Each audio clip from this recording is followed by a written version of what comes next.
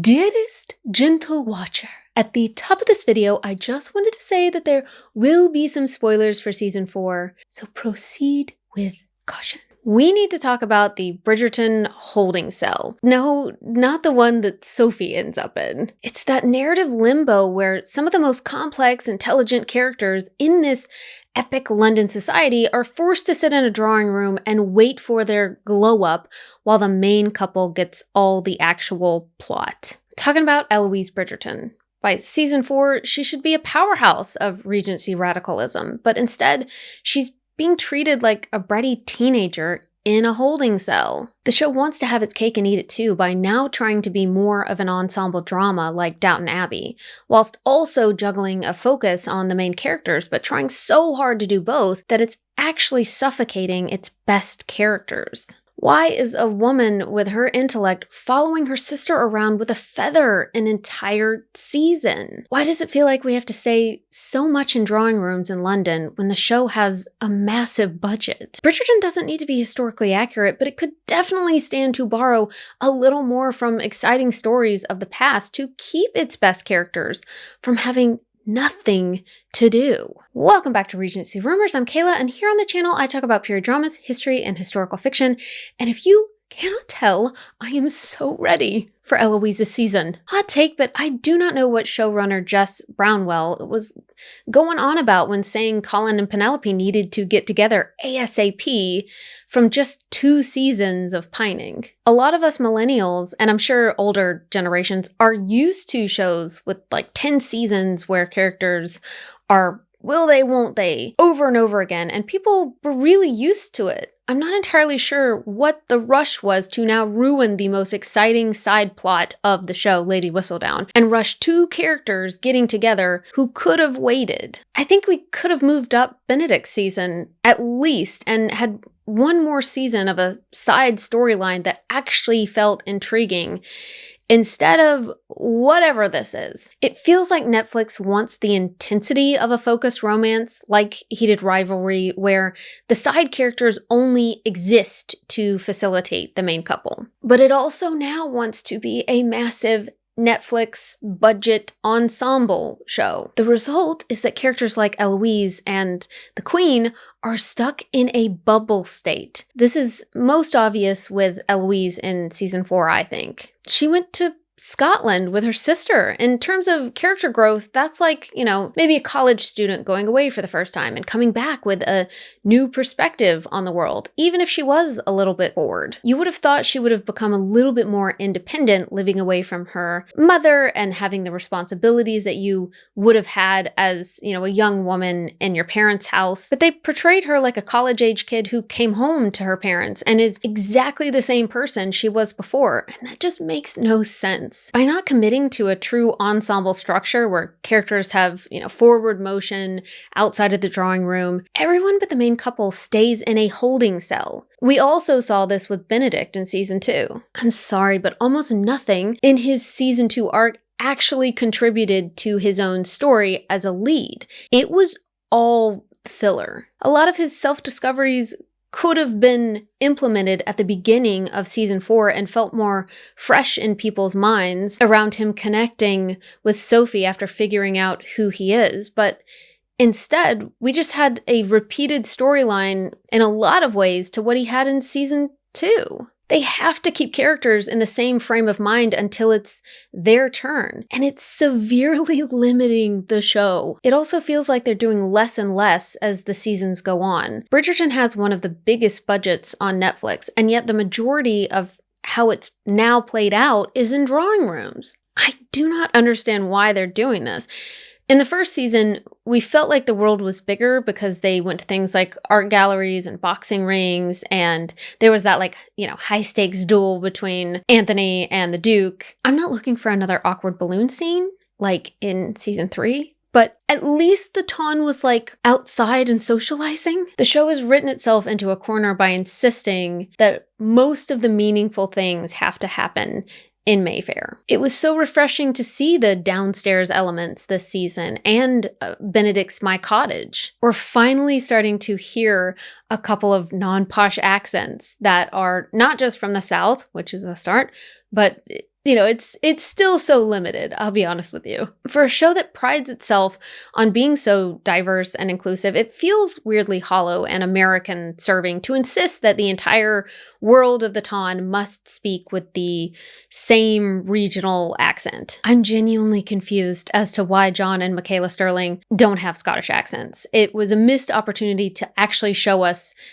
people in Britain who exist outside of England, London, really. By leaning into those working class characters a bit more and, different regional voices, the show is finally starting to feel a bit more real and layered. But I really think that second setting of My Cottage was such a huge difference this season. We've seen every ball London has to offer. I want to see ceilidh dances in Scotland. I want to see Cressida actually trapped in Wales and how that isolation affects her. It would have helped so much more to see Colin interacting with women on his travels, really seeing his growth and confidence and maybe even how his cockiness was formed, rather than just watching him go to brothels right before falling for Penelope. I'm still torn on how they've handled the Mondrian family as side characters. I think they had this perfect opportunity to show the friction of the class divide, how a lower middle class family actually navigates and thrives in a world that isn't built for them. Instead, the show waved this magic wand,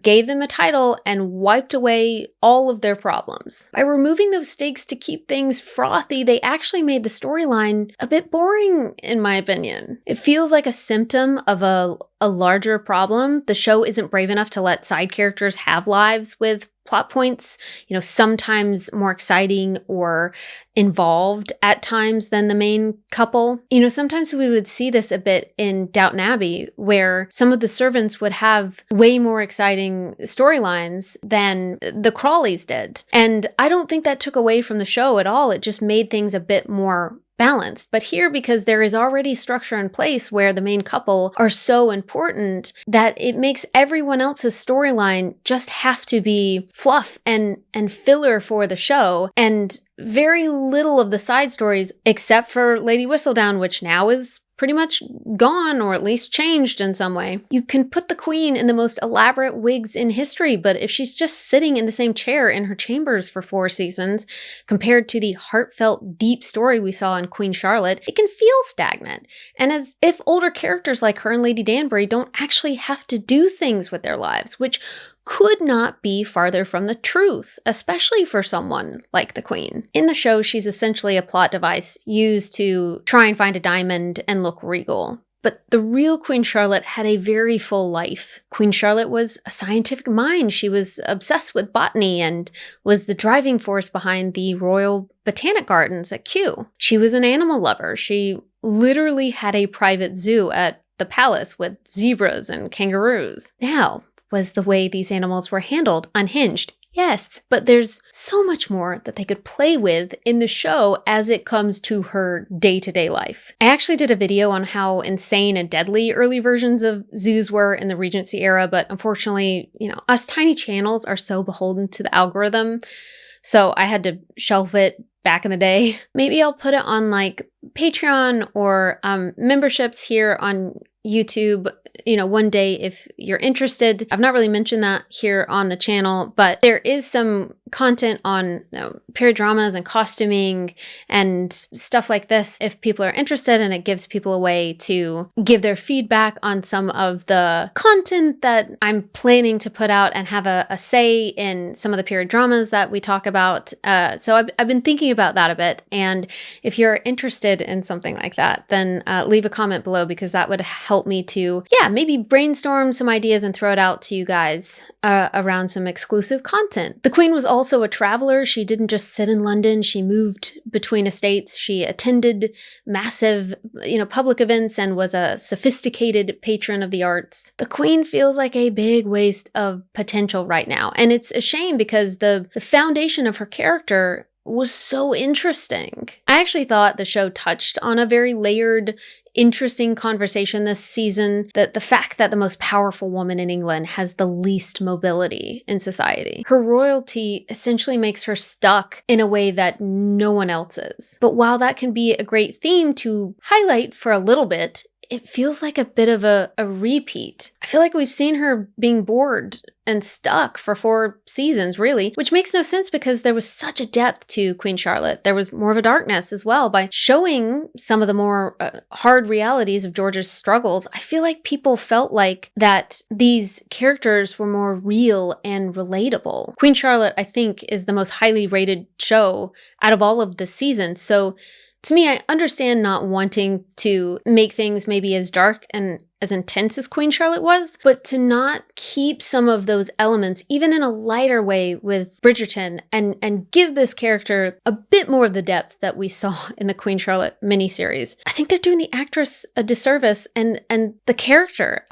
I love the wigs. I love the chats that she has with Lady Danbury, but in a lot of ways, they feel stale when they're in the same location and the same type of plot lines. In Bridgerton, the Queen's children are virtually invisible, which is a massive missed opportunity for high-stakes drama. In reality, her adult children were a source of constant scandal that would have set the town on fire. In 1810, Prince Ernest Augustus, the Duke of Cumberland, was at the center of a dark scandal involving the death of his valet, Joseph Salas. Whether it was suicide or something more sinister, it was the talk of the country for years. People accused him of murder for a really long time, and it dominated their news back then. Imagine if the show kind of used this in a Bridgerton way somehow. It would add a completely new dimension to the Queen's obsession with Lady Whistledown. Instead of just being annoyed by a gossip columnist, she would have been terrified that Whistledown might turn her pen towards the palace and start printing, the very real, very damaging scandals of her own children. It turns her hunt for Whistledown into a desperate act of damage control for the crown, which I think would make her way more interesting. They don't have to go full hog in the darkness of the spinoff, but at least give her some flavor. I think by keeping her children off screen and her life centered solely around a gossip columnist, the show is ignoring the very drama that would make her feel like a real character and a burdened mother and a monarch. If you want a true ensemble drama, you have to let these characters have lives or professions and adventures or conflicts that have less to do with the Bridgerton siblings' marriage prospects. By prioritizing the froth over the fascinating reality of the era, the show is accidentally making the most interesting people the most boring ones on screen. Eloise is one of my favorite characters. I think she's one of the most complicated characters on the show. She has been in the past one of the only ones asking the big questions about female autonomy and the class divide, and yet the show continues to somewhat infantilize her, in my opinion. Instead of being a Lady Sybil type who is rebellious and curious about what's affecting people other than just her class, Eloise at this point just says snarky things like a teenage girl. To me, it doesn't feel like Eloise is a character that young women can identify with, because there's a lot of young women out of college in their mid-20s who, because of the cost of living crisis and everything else, are having to live at home with their parents. She could be this great representation of that where people feel connected with that. But I think the rollout of it, I understand they're wanting to lean into her not being able to do much because women who were unmarried had more limited lives. However, there are so many things that women would have as hobbies back then, and to have her have 0 hobbies on screen or really any interests at this point make her seem like a teenager. To me, that might have worked in the earlier seasons, but now that Eloise is an adult and she's stepping into eventually getting married, it seems like we're going to have a very massive leap from her living at home and having servants do everything for her to now being like a wife essentially and having duties or things to do. I feel like I would love for them to give Eloise more things to do than just be a wife, because that sounds ridiculous for Eloise to just be that. But she can still complain about having a limited life and still have interests that she's into that we see. It just feels like it flattens her character by making her do nothing. To me, it's especially jarring when you look at the trajectory that she was on. In season 1, Eloise was basically a detective, hunting down Whistledown and sneaking into the city to talk to printers. In season 2, she was actually crossing class lines. She was attending radical political meetings and, reading Mary Wollstonecraft and engaging with Theo Sharp about, things that actually mattered beyond the upper class ballrooms. Even her obsession with Whistledown's identity was fueled by a genuine admiration for a woman who had built her own career and autonomy. And now we see none of that with Eloise. By season 4, she's essentially been benched. Her entire personality has been reduced to judging Hyacinth for wanting to join the marriage mart, which makes her feel like a bitter bystander rather than the actual intellectual rebel that she wants to be. She's gone from a character who is actively trying to dissect the system to one who just sits in it and rolls her eyes. I hated the scenes where Penelope is having those married life conversations and Eloise acts like she, has no idea and she's left out and like she's a little girl. And I know what they were trying to do with that kind of hint at it's time for Eloise at this point.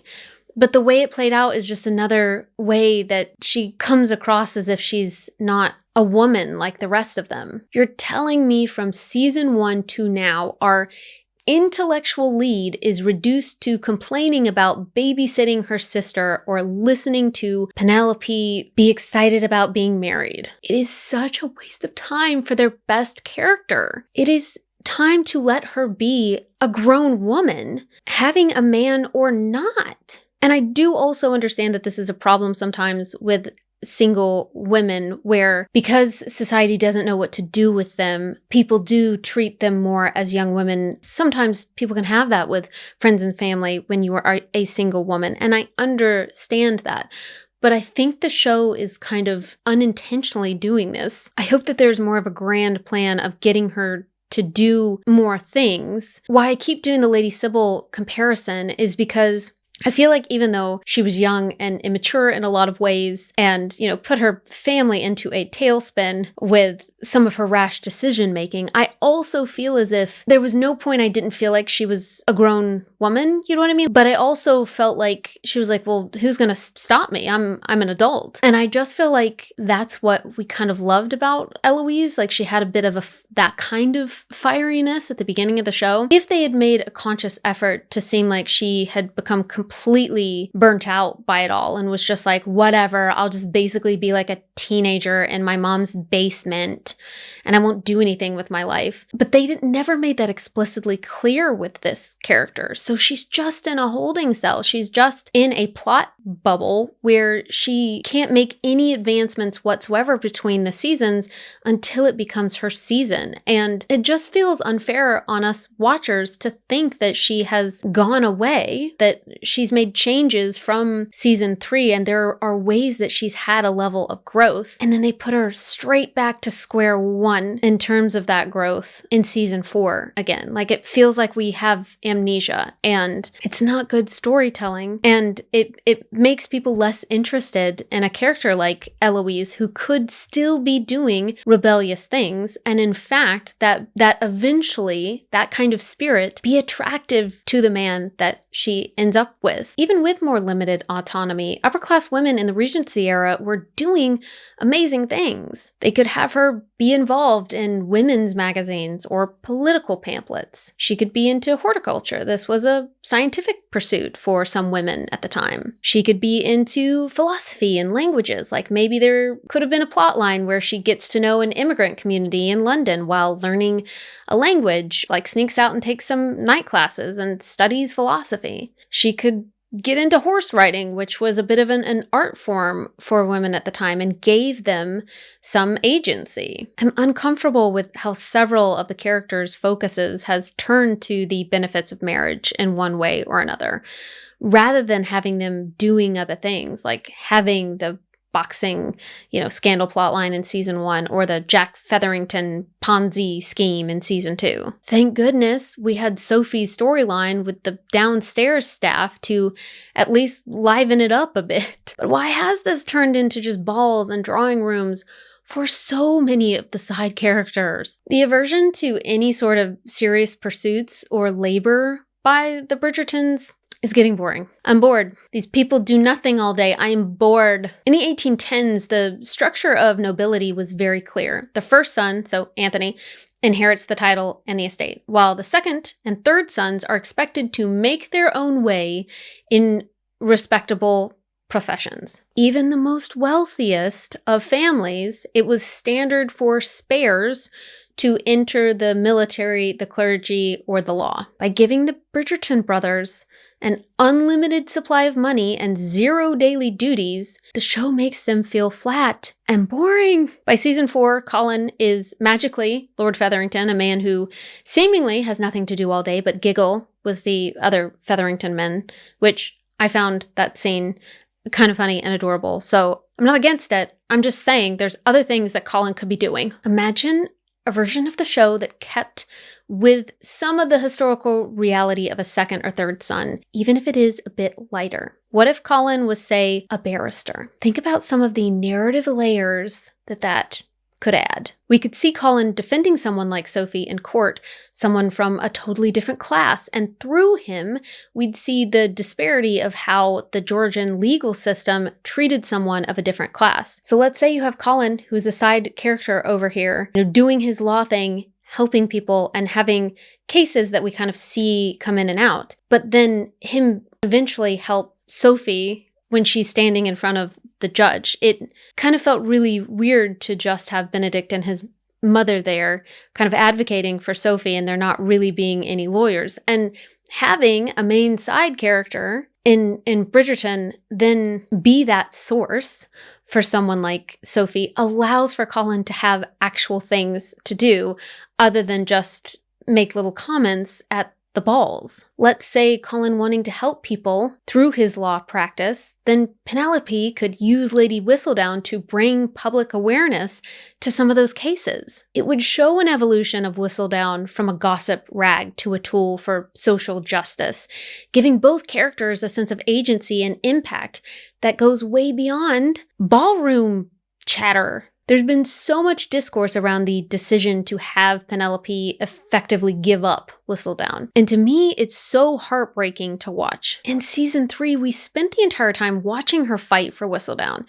It was a core part of her identity and her agency and her voice and the relationship that she had with other characters and a huge part of the friction between her and Colin. But in season 4, she's been stripped of that storyline entirely. Jess Brownwell has said something to the effect of not wanting to lose Julie Andrews' voiceovers, but in doing so, they've left Penelope and a great actress, Nicola Coughlan, with essentially no story. It feels like a narrative sacrifice. How have we gone from one season where Penelope is like, Lady Whistledown is me.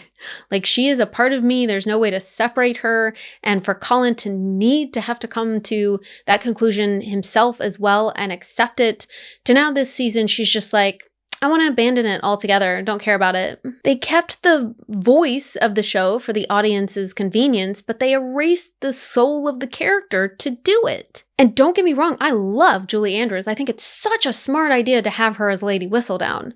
But also, Nicola Coughlan is an insanely up-and-coming actress, and watching her just giggle on a settee when she could be running, like, let's say, a Regency-era media empire for social good if they wanted to have her evolve in some way. I think it's a tragedy what they've done with this character. For Benedict, which, by the way, that cottage is an entire estate in loads of period dramas and Jane Austen adaptations, it's ridiculous to suggest a second son just has a massive, country house as a hobby cottage. Come on. Instead of having him only just rake around, what if he had a side plot of maybe trying to get into university and it not being a good fit for him, or struggle to establish himself as a professional artist? If we saw Benedict actually having to support himself through his work, his eventual success would feel earned to us rather than it just being handed to him. Ultimately, to me, this is where Bridgerton feels the most like American serving in its style. It's so fantastical that some of the most fascinating parts of actual history are disregarded in favor of lavish events and pretty gowns. And look, I love the gowns. I love the glitter. I love that Bridgerton is its own thing and it doesn't have to be completely like not at all historically accurate. And I love that it stays in its own lane. I don't want the show to lose its lightness or that like escapist brightness that made us all fall in love with it in season 1. But there are ways to add realistic stories without draining the fun out of the room. Francesca's storyline is a great example of this. By giving side characters more in-depth storylines that then the main characters can maybe learn from, that's where the show really shines. We've seen so many balls at this point that they have become a narrative crutch. I love the balls. I don't want them to get rid of the balls. There must be balls in every season, but they shouldn't be a main place where drama happens for these side characters. I get that we needed the masquerade ball for the plotline of Sophie, so don't get me wrong, like, we need the balls, but there's just a lot of balls. We gotta see some of these side characters have more to do. I'm so sorry. If the show is brave enough to cover a death, a funeral, and even a widow's physical examination, then it's certainly brave enough to handle men having to work for a living. I think the show did a great job of bringing a bit more depth in this season with showing Francesca's storyline and the grieving process and how when somebody dies, their death touches so many other people around them and people have an impact on one another. And women especially are impacted so much. So now she's adrift and doesn't know what to do with herself. And I felt like how that was all handled was really well done.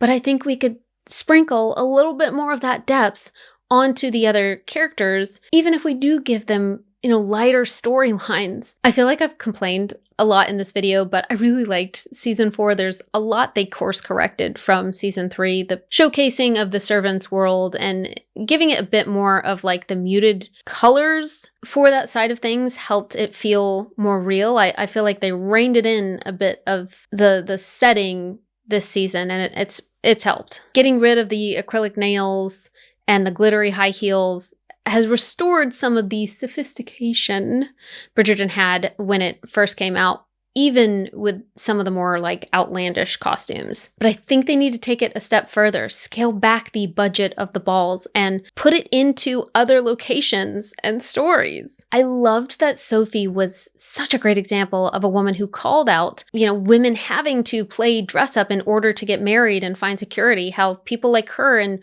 working class positions were subject to things like assault and exploitation from upper class employees with very little power to change their situations. It's not that I feel like we need to have Eloise be the poster child for women's issues or do all the talking on these issues, just that there's so much more that she could be doing these last 2 seasons to have growth in her story that would give us a lot more interest in her as a person. Bridgerton needs to piss or get off the pot with the story structure of this show.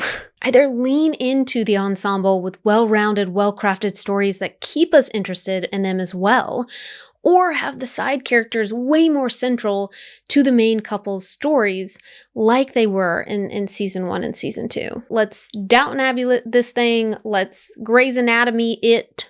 Let the characters go abroad. Let them interact with different classes. For heaven's sakes, let some of them have professions. This middle ground is creating silly, nothing burger plot lines and underutilizing great talents like Claudia Jesse's. Eloise Bridgerton is far too smart for the plot she's currently in, and it is time that the show caught up to her. We need to let these characters out of a London holding cell. We want the romance, but we also want, some of the reality that makes that romance worth fighting for. It's time to let the side characters in the history back into the room. Well, that is it for me, guys. What did you think of season 3? I did really like it, to be honest. I know it sounds like I didn't, but I did. I loved that Benedict did need a glow up and that they didn't like shoehorn him into being like macho and distant, and he was allowed to be more sensitive and thoughtful. I don't think every male character needs to be a Simon, even though miss him. Who do you think is season 5's lead? Eloise, Francesca. It's got to be Eloise or I'm going to lose it. It just seems like Eloise is on the verge of losing it herself with nothing to do in this fantastical society. It's time to give this poor girl something to do. And I don't just mean a man. Okay, time to go. I'm going to go do a useless feminine task. My embroidery. Okay, goodbye.